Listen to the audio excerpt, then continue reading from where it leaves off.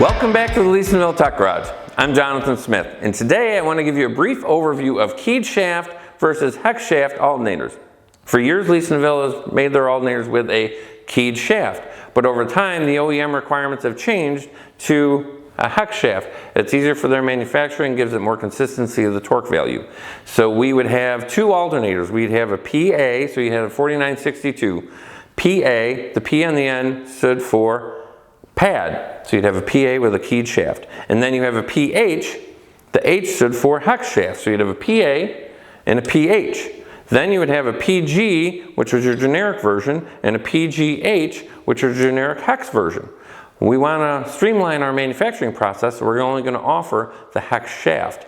So I'm going to show you how to install your pulley onto a hex shaft.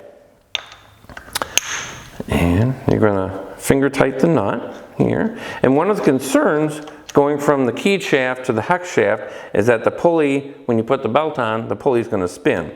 But the clamping force of the nut to the shaft is enough to secure the pulley to the shaft so it won't spin.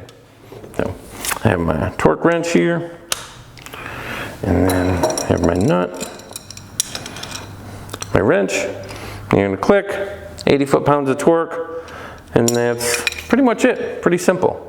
And then if you get a new pulley for an alternator that has a keyed shaft and you want to take this keyway out, again, very simple. Take a screwdriver, you're going to hit one end of the key, it's going to push the other end up, and then you can take your screwdriver and hit, and you're going to pick that keyway out. Thanks for tuning in today. Please stay tuned for more battery-saving, innovative technology from Leece-Neville.